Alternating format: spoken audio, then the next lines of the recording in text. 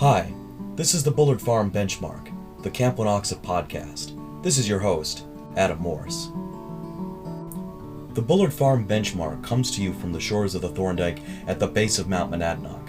On this show we bring you stories, anecdotes, and lore of Wanocksett history, and showcase different programs and opportunities uniquely available to the Wanocksett experience. Our goal is to bring Camp Wanocksett to all campers, scouts, caregivers, and adult leaders, and to keep camp alive for our alumni, near and far. In this episode, we examine the Camp Wanocksett CIT program. Today we discuss the structure of the Counselor in Training program, what its purpose is, and what the future holds for passing on essential leadership skills and training to future Wanocksett staff members. Stay tuned for our conversation with one of our waterfront directors and former CIT director, George Geddes, current CIT director, Adam Morris, and two of our 2023 CITs, Kenai LeBlanc and Tabitha Nealand.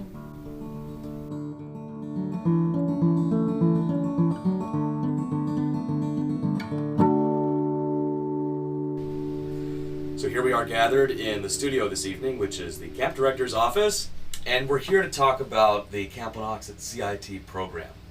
And in this studio this evening, we have several people that are experienced with the program. We have George Geddes, former CIT director. Say hello, George. Hello. And we also have two current CITs who are both in their third week, I believe, of the program here at camp for the 2023 season. Kenai LeBlanc, say hello. Howdy. And Tabitha Nealand. Hello. So we're going to have a discussion today about sort of what the CIT program is and its objectives and its purpose and what the future is of the program. And I am the current CIT director, so to facilitate this better, George is going to sort of moderate the conversation. And so George, why don't you take it away? Well, Adam, you've been the CIT director since 2016. Why don't you tell us about the CIT program? What it is, what is its purpose? Sure. So, I was a CIT, of course, in 2006. My CIT director was a guy named Dan Murphy. And Dan Murphy was a really hardcore CIT director, had a lot of high expectations, kind of was a scary dude, but I think that's sort of how it goes. Maybe you two are scared of me, I have no idea. But either way, Murphy was someone who you didn't want to disappoint. And so I've always tried to make the program, put it at the level that Murphy had it at, and then add to it further and further and further every year.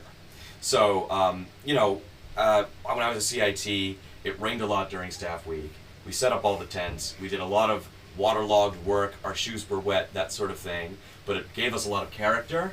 And, I try and bring all of that to the program today through all the program that we provide. So firstly, I guess to be in the CIT program, you have to be 14 or 15, and you have to be first class, okay, and you have to go through an interview process, and, sort of a formality, but we want people to take it seriously, that it is sort of, you're getting trained to potentially work here at camp in the future, because it's a job.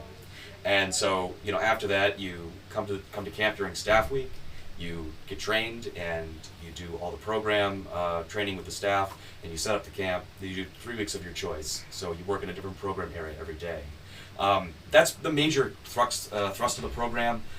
What I like to do is make it a little bit more interesting with the trainings that we do. Every day the CITs have 1 hour of training. So in the earlier part of the summer, we do a lot of classroom stuff. So how to do counseling, how to work with homesick campers, effective song leading, effective teaching. These are all things that you have to know. And I try and make that as interesting as possible, but we add pizzazz. So last week, I took the CITs up the mountain to a cave on this side of the mountain, which is a fun activity. It involves a lot of bushwhacking. We sort of go off trail, which is very exciting. And then this week we had a fun activity building a crazy sign. If anyone's seen the television show MASH, you know what I'm talking about, like Honolulu this way and South Pole that way. And so everyone built a sign this week. We just put the pole in the ground this afternoon. Maybe tomorrow, if we can get to it, we'll install all the signs. And so, these are artistic, fun things we do as a group. They're still character building, but we're in the second part of the season here, and it's good to do fun stuff like that. So the CIT program is one, to provide fun opportunities for 14 and 15-year-olds when they've done all the other stuff a camper has done. So it is sort of that's what we're trying to do on the one hand. On the other hand, it's leadership development, it's training they can take back to their units, or in any other opportunities they have at school or in the future. They can apply these skills from camp, from being on staff at Wanocksett, there in those environments, in those settings. But it's also to prepare people to potentially become Wanocksett staff members and teach them about the Wanocksett commandments and professionalism and customer service and providing that for the next generation of campers. So I think there's like a 3-tier purpose, George, and I think that's what it is. Great. Well, let's turn to some of our current 2023 CITs. Tabitha and Kenai, what interested you both in the CIT program, and what's been the highlight of it so far for both of you? Well, the main thing that interested me in the CIT program was being able to improve and actually get experience in an area that I want to work in. And probably one of my favorite things is just hanging out with people I already know, and it just gives me more time to bond with them. Same thing as Kenai, but also my brother was a CIT, and he said it was a really good experience, so I wanted to find out what the experience was like and have the same type of experience. What has been the most fun moment you've had in your program? These 3 weeks you're both finishing up. If you think back, what's been like the greatest moment that you've had as CITs? Kenai, what about you? Oh man, that's hard to decide. But for me, it kind of just changes every single time. Sure. Because at one point, it's kind of like your favorite song. It will always be changing depending on your mood. Sure. Tabitha, could you pin it down, or is it too difficult? A little bit difficult, but I really enjoyed getting to meet all the staff members. And like getting to know them a lot better.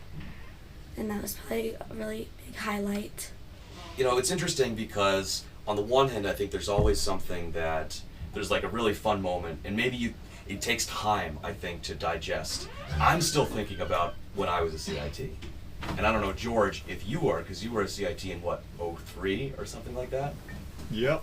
Yeah, 03. And do you still think about that experience? Does that still inform your practice as a staff member today? About the CIT training? Yeah. I definitely think, back to that time, I think to the things that I learned first there, I think a lot of it at this point is sort of, it's like crystallized, but over the years, like it's packed in there in my brain. But yeah, I definitely think back to my CIT training, Jim Ganley, Chuck Berry-Skillen, some of those training sessions. I learned so much in that one summer that I still use to this day in and out of camp. Speaking for all of us, I'll answer this too, but George, was there a time as a CIT where there was something that happened, or you were asked to do something, or something came up that you didn't expect, where you had a deer in the headlights sort of reaction to it, like, oh my God, what's going on here? Can I do this? Or this is really crazy? Like, did you have a moment like that when you were a CIT? Yeah, I think I did. I had a moment when I was a CIT, and I must have been week 1, 03, just the first time doing the baggage, right? And it was pouring rain, and it was horrible. And just, Right. I just had a moment where I was like standing there, like, what the heck What am I doing here? And I don't want to do any of this. Like, what is going on in my life? And then, I don't know, I was probably just standing there doing nothing, and then like having a mental breakdown. And then, 2 staff members. One of them was definitely Mike Crimmin, and someone else talked me out of it. Yeah. Got me moving again, and Right. just like, all right, I can get through this. Right. and then I did get through that, and then I was much stronger on the other side of it. Right. There were many other times when it was just torrentially raining and I had to do stuff as a CIT, and I was like, all right, whatever. I'm really wet now. I'll get through it. Right. Things will get better. It'll be a sunny day. Right. I think for me, I remember it was raining, maybe light rain, but it was raining a lot during staff week in 06.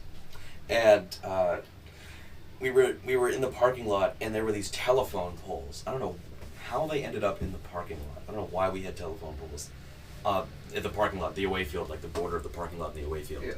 And they had to be moved to the ranger shop. So there were 22 of us CITs, right? And Dan Murphy came up with the scenario. We had to move them. It was not something we had a choice about. We had to move these telephone poles.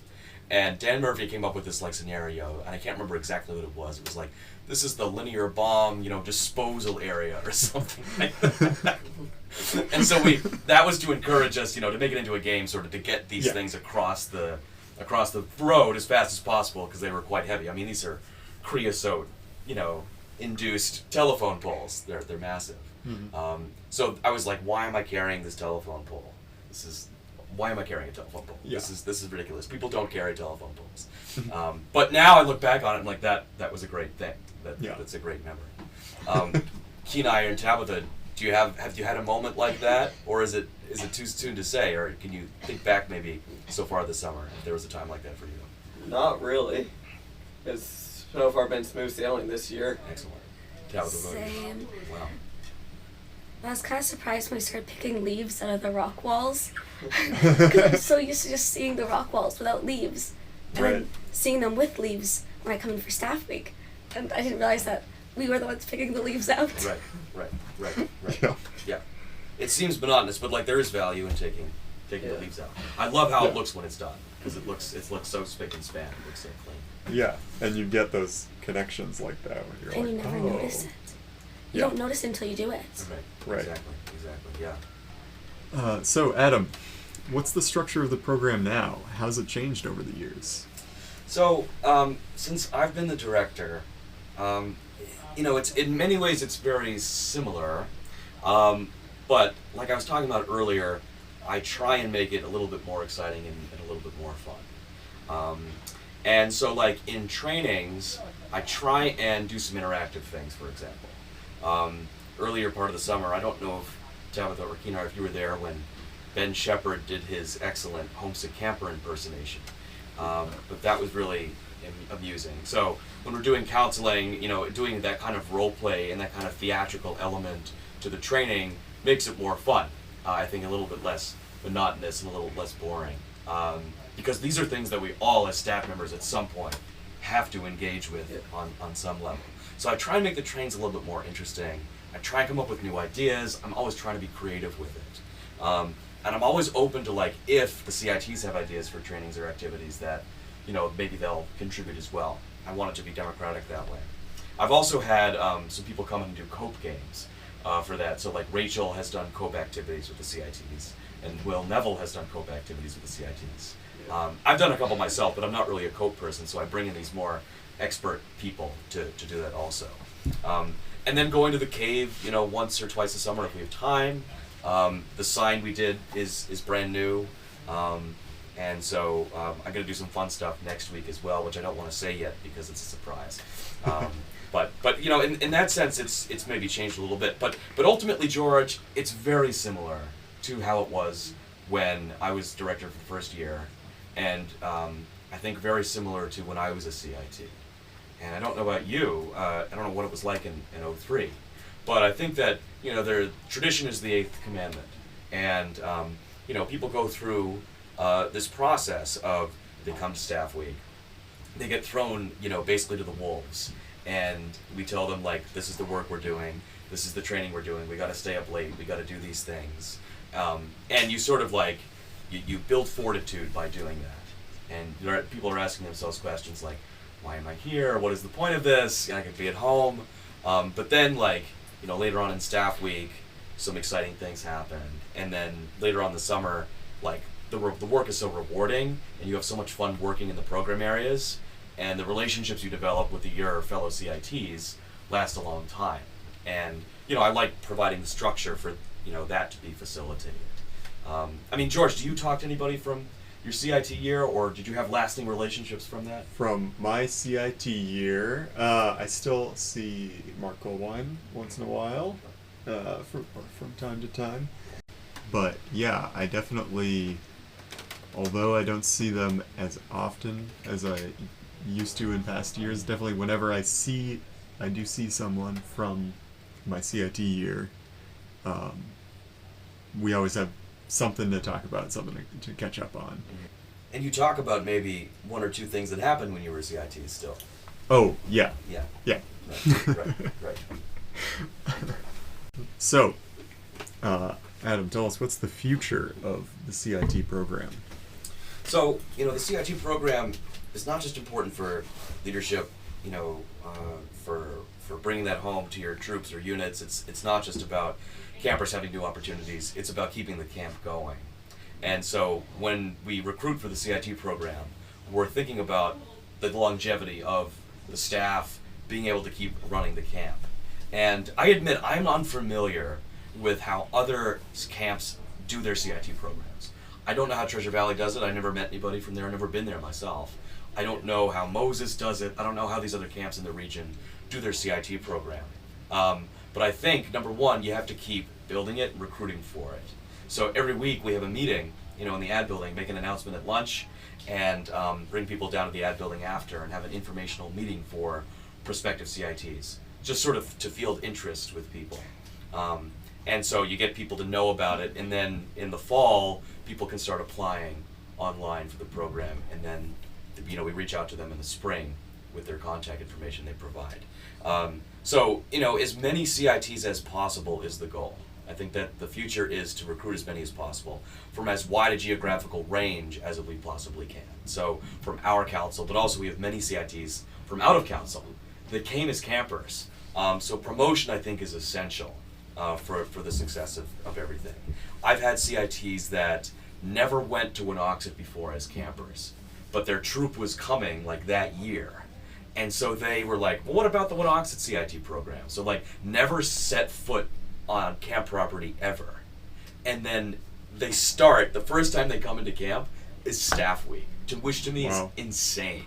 That is a lot of courage. That takes a lot of bravery to come here and never have seen the place before, never have been exposed to the camp at all. You don't know where the bathrooms are, you don't know where any of the campsites, nothing. Yeah. You're coming in blind. And I've had people do that. And but I think that adds to the diversity of the program, where people come from, the towns they come from, and just the camp they went to before, and their scouting experiences they bring to the table with the rest of the group. So I like to see that. I like to see that kind of more than one council is sending people, and that's really awesome. I'd love to see people that went to Treasure Valley experience the CIT program at Wanocksett as well. Some cross-pollination would be really awesome. So it's promotion, it's increasing our numbers, and it's really just keeping the program going and fielding interest with people, I think. Okay. Yeah. So when I think of this promoting the CIT program, I think you have a meeting during the week, right, where you announce to campers that are mostly campers that are 13 or 14 that they can do CIT next year. What other ways might you want to promote it? So we also reach out to adult leaders and scoutmasters. So every year there's a camp contact list that we generate with our the unit leaders that are coming to camp, and so I send out a mass email in the late winter or something like that, and I send another one before the application deadline. And so that is for adult leaders to then share it with their troops and share it with their SPLs and their patrol leaders and deliver the information that way. It's also very helpful if staff members or former CITs pass the information on to their friends back in their home units as well. Really, I think word of mouth is the best way to promote. I can talk in front of the dining hall, I can talk in the ad building to people during the summer, but it's when you go on campouts with your troop during the year, it's when you have scout meetings, weekly, when your adult leaders or SPLs or other people that have been through it or have been on staff tell you about the program. And I think that is what generates interest more often. And people may feel reluctant, like, to do the program for all the reasons we've outlined, like it seems scary or it's new or whatever. But talk to your friends, I think, and hear what they have to say about it. Share details if you've been a CIT or a staff member about what it's like to do it. I would go back in a minute to do it again. It's like the one thing that if I could do something again, it would be to go through the CIT program again. I had so many laughs. I had so much fun. So the reason I did it was because number one, I had a troop member who was a staff member. His name was Alex Crew, whom George you knew pretty well. Yeah. And so he was on staff my first year as a camper, and he sort of inspired me to try and get on staff. But also a guy named Matt D told me I should be a CIT. I was in Provo, week 7, 2005. And I remember Matt D, we were eating our pizza around the fire on Friday night, like the last night of camp for the summer. And Matt D came in the site, I don't know, going to the staff cabin or something, and he walks past me, and I'm like, hey, Matt D. He doesn't say hello, he says, be a CIT next year. Just looks me straight in the eye, be a CIT next year, and he keeps walking, right? That was it, no conversation. So I'm like, well, you know, I'd always been impressed by the Wanocksett staff, and I'm like, well, if Matt D thinks that I could be successful as a CIT, then I guess it's worth giving it a go. And so my friend Brendan Coop and I were CITs the following summer. Did you guys have someone that inspired you to be a CIT or anything like that? I mean, Tabitha, you talked about Linus, your brother, but was there a staff member or somebody else or anything like that? Yeah, most of the staff members who are in Crew 6 Gardner, which is a majority. Yeah. They just all talked about their memories as CITs and what they did. And I was already considering it because Wanocksett is an amazing place to be at. And that's basically what made it my final decision to be a CIT. Cool. Tabitha, what about you? My brother plus a couple of the other CITs last year were talking about like how much fun they had, how much they learned, and that made me even more like want to do it even more. And yeah. Cool. Awesome. Well, this is a good conversation, everybody. Thank you for being here. Any final thoughts about, like, if people are thinking about doing the CIT program, Tabitha and Kenai, what would you tell them? If they're on the fence, if they're not sure, what would you say to them to encourage them? It's worth it for the memories. Like, there's really not much to say. The only way to find out is if you like it is if you do it. You learn so much from it, and a lot of it you'll take into the future, and everyone should probably at least like think about, like, consider doing it, think about like what like the outcome could be, because it's definitely worth doing. Cool. What do you think, George? Oh, what would I say to a Yeah. prospective CIT? Right. Yeah, I would tell them to just do it and learn as much as you can, and just focus on kind of soaking in all the experience, right? Because like I say, when I think, I mean, I'm old, but when I think back to my CIT years, it's more, I don't think so much about the specifics, but there's just all these like crystallized experiences that if I really dug into it, I probably could trace it to something. But I think I learned a lot of valuable skills that served me well in my camp career and my like real world career. Right.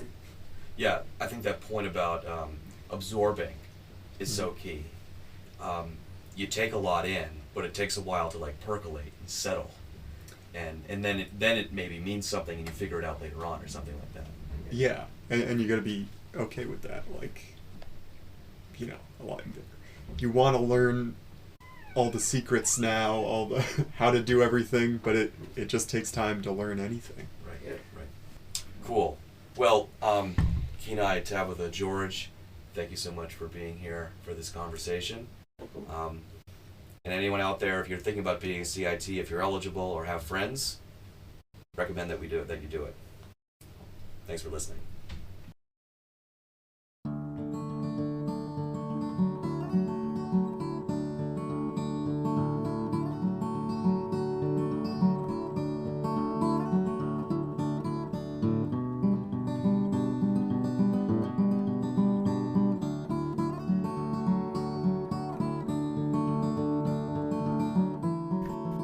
been listening to the Bullard Farm Benchmark, the Camp Wanocksett podcast.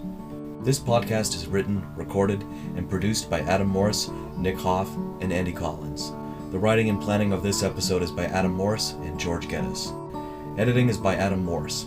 Distribution is by Nick Hoff, Adam Morris, and Andy Collins.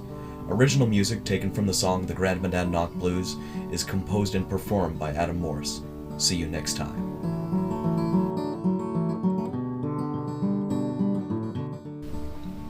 Hi, I'm Kenai LeBlake.